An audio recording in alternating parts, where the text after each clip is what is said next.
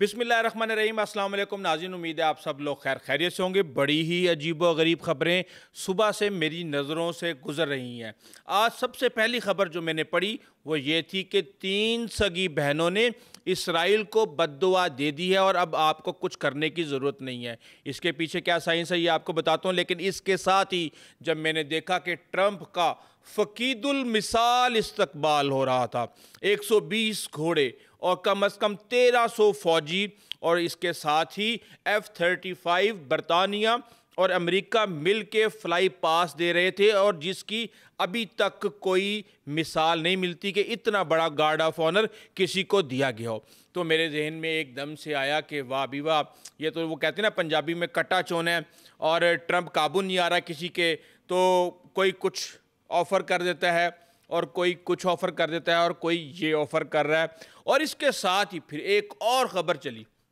और मेरे सामने चला कि कैसे शहबाज शरीफ सलूट कर रहे हैं जहाज़ के अंदर बैठ के। तो पता चला कि सऊदी अरब के त्यारे, जंगी त्यारे जो हैं, वो फ़िज़ा में ही सलामी देने पाकिस्तान के वज़ीर आज़म को आ गए। उसके बाद फिर मनाजिर मेरी आंखों के सामने से गुजरे कि MBS के साथ गार्ड ऑफ ऑनर दिया जा रहा है और सुपर चल रहे हैं कि पाकिस्तान के वज़ीर आज़म का फ़कीदुल मिसाल इस्तकबाल। अब मैंने कहा ये ट्रंप वाला तो ठीक है, लेकिन हमसे सऊदी अरब को क्या चाहिए? तो इसकी कहानी भी मैं आपको बताता हूँ, और इसके साथ ही आपको बता दूं कि इसराइल को अछूत बनाने की तैयारी कर ली गई है, और ये तफसील जब मैं आपके सामने रखूँगा तो आप अश कर उठेंगे कि कैसे पूरे यूरोप ने इसराइल को अछूत बनाने की प्लानिंग कर ली है। लेकिन इसके साथ ही फिर हमें खबर आती है कि ट्रंप ने आज मोदी को 75वीं सालगिरह के ऊपर फ़ोन किया है, और इसके साथ एक और ख़बर कि इसराइल ने बरतानिया के 2 पार्लियामेंटेरियंस को इसराइल में दाखिल होने से रोक लिया है, क्योंकि वो गज़ा के अंदर आके उन्होंने ह्यूमैनिटेरियन और जो तिब के हवाले से मसाइल थे उनको देखना था। और अब हम ये देख रहे हैं कि इस वक्त ट्रंप की काल चाहे आई है, लेकिन इंडिया और अमेरिका के जो तिजारती मामलात हैं वो फिर एक दफ़ा मुज़ाकरात नाकाम हो चुके हैं, और अमरीकी एहलकारों ने कहा है कि जो भारत है वो हट दर्मी पे उतरा हुआ है। ना तो वो रूसी तेल ख़रीदने से बाज आएगा, ना ही वो ज़रई इजनास को जो है उसके ऊपर सब्सिडी देने के लिए तैयार है, यानी कि उसके ऊपर टैक्स की जो छूट है अमेरिका को देने के लिए तैयार है। इसलिए ये मामला अब आगे चला गया है। लेकिन इसके साथ ही मैं आपको बता दूं कि 3 सगी बहनों की इसराइल को बद्दुआ की कहानी क्या है। BBC के ऊपर ये कालम वसअतुल्लाह खान ने लिखा, और उन्होंने ये कहा कि जनाब ये बेशक 3 साल पुराने हैं। वसअतुल्लाह खान ने अपने कालम में कहा कि एक तो है अरब लीग, दूसरी है OIC और तीसरी है GCC, गल्फ़ कंट्रीज़ की जो तंजीम है। और इन तीनों ने अब कुछ बदला लेने के बजाय, यानी कि वही सेंटिमेंट्स जो कि पूरे कौम के नज़र आ रहे हैं कि कतर ने बदला क्यों नहीं लिया, उन्होंने कहा कि ये सिर्फ़ और सिर्फ बद्दुआ देने पर इक्तफ़ा करते हैं। लेकिन इसके साथ ही हम ये देख रहे हैं कि इस वक्त इसराइल को अछूत बनाने की वाकई ही तैयारियाँ कर ली गई हैं, और ये तैयारी अब मगरिब की तरफ से की गई है। और कहा यह जा रहा है, ये एक वाक़या नहीं है, मैं आपको जब बताऊंगा तो कहा यह जा रहा है कि जनूबी अफ्रीका पर 60 की दिहाई में वहाँ पे एक नस्ल परस्ती की एक तहरीक चली थी, जिसमें गोरे कालों को एक्सेप्ट करने के लिए तैयार नहीं थे। तो पूरी दुनिया ने उनका एक बायकाट कर दिया, सकाफती, खेलों का,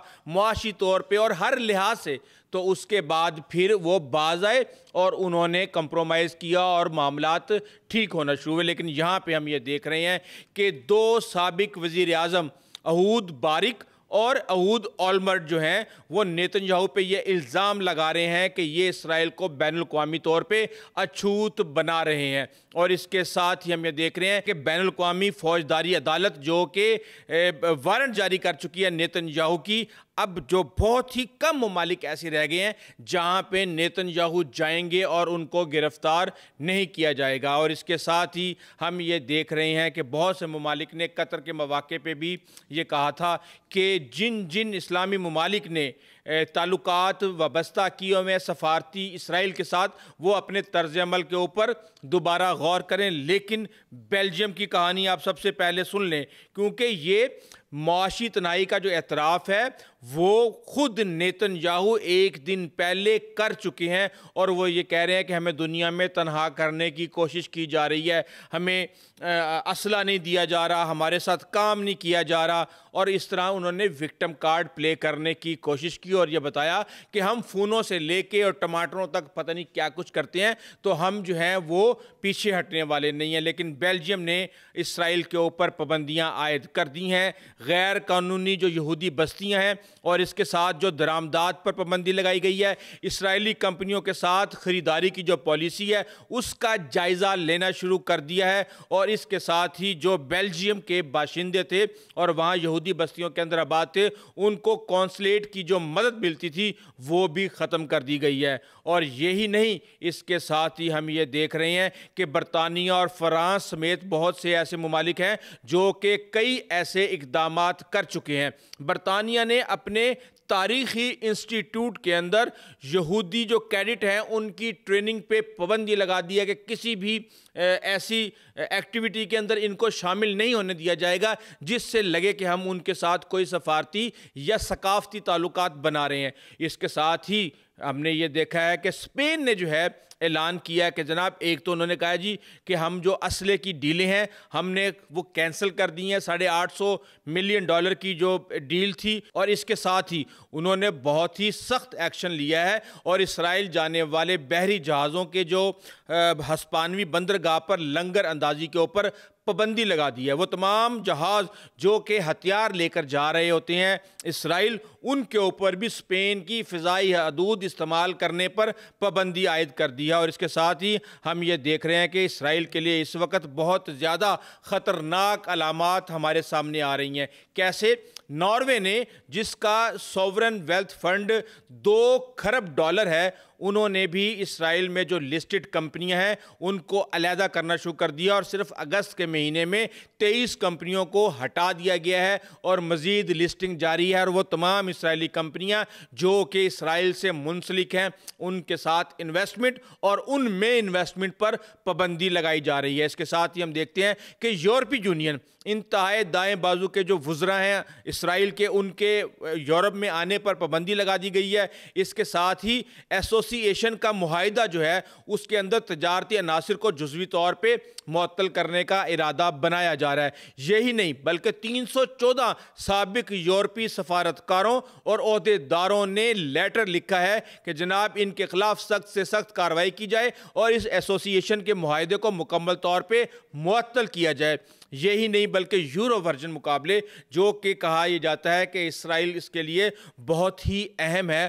اور 1973 سے لے کے اب تک یہ 4 دفعہ جیت چکا ہے، وہاں پہ بھی ہم یہ دیکھ رہے ہیں کہ یورپی اقوام کے اندر بیسیکلی یہودی ریاست کی قبولیت کی اس کو علامت سمجھا جاتا تھا، وہاں بھی معاملات بڑے خراب ہو چکے ہیں، اور آئرلینڈ، اسپین، نیدرلینڈ اور سلووینیا نے واضح کیا ہے کہ اگر آپ نے ان کو ان مقابلوں میں شامل کیا تو پھر ہم یہاں پر کھیلنے کے لیے نہیں آئیں گے۔ اور اس سے پہلے یہ واقعات آ چکے ہیں کہ وولٹا ڈی ایسپانا سائیکلنگ ریس کے اندر ان کو نکال دیا گیا اور یہ بے نتیجہ منسوخ کر دی گئی اور ان کے خلاف وہاں پہ احتجاج اور بدنظمی ہوئی۔ اس کے ساتھ پھر ہم یہ دیکھتے ہیں کہ اسپین کے اندر ہی شطرنج کا ایک مقابلہ تھا، 7 اسرائیلی کھلاڑیوں کو وہاں سے دستبردار ہونا پڑا کیونکہ ان کو یہ کہا گیا تھا کہ اسرائیل کے جھنڈے کے نیچے یہ ٹورنامنٹ نہیں ہو سکتا۔ اور ہم یہ دیکھ رہے ہیں کہ یہ معاملات اب اس طریقے سے ڈیل کرنے کی کوشش کی جا رہی ہے، لیکن اس سب کے اندر پھر بھی وہ تمام ممالک جو کہ امریکہ کو اس طرح کا ریڈ کارپٹ ویلکم دے رہے ہیں، ٹرمپ کے خوش کرنے کے لیے کسی بھی حد تک جانے کے لیے تیار ہیں۔ اب آپ یہ دیکھ لیں کہ ٹرمپ کس طریقے سے اسرائیل کی سفاکانہ جو کاروائیاں ہیں ان پر آنکھیں بند کر کے بیٹھا ہے، تو یہ معاملات کس حد تک کامیاب ہوں گے۔ بہرحال میں سمجھتا ہوں کہ مسلم ممالک جو کہ جتنے بھی ہم نے سفارتی تعلقات ان کے ساتھ بنائے ہوئے ہیں ان سب کو ختم کرنا چاہیے اور یہ ابراہیم اکارڈ بھی بالکل کینسل کرنا چاہیے۔ لیکن ایک چیز جو ابھی کی گئی ہے اور وہ یہ ہے کہ گلوبل سمود فلوٹیلا جو کہ 16 ممالک کی طرف سے غزہ کی محصور عوام کے لیے امداد لے کر جا رہی ہے، اسرائیل کو یہ وارننگ دے دی گئی ہے کہ اگر آپ نے فلوٹیلا شرکاء کے خلاف کسی بھی غیر قانونی کارروائی کی تو آپ کا احتساب کیا جائے گا۔ مجھے نہیں پتا کہ کس طرح کا یہ احتساب کریں گے، لیکن ممالک کے بارے میں آپ کو بتا دیتا ہوں کہ Pakistan, Bangladesh, Brazil, Colombia, Indonesia, Ireland, Libya, Malaysia, Maldives, Mexico, Oman, Qatar, Slovenia, جنوبی افریقہ، اسپین اور ترکیہ کے لوگ جو ہیں وہ اس کے اندر، جو وزراء خارجہ ہیں وہ اس کے اندر شامل ہیں، اور انہوں نے مل کے یہ تمام لیٹر لکھے ہیں۔ بہرحال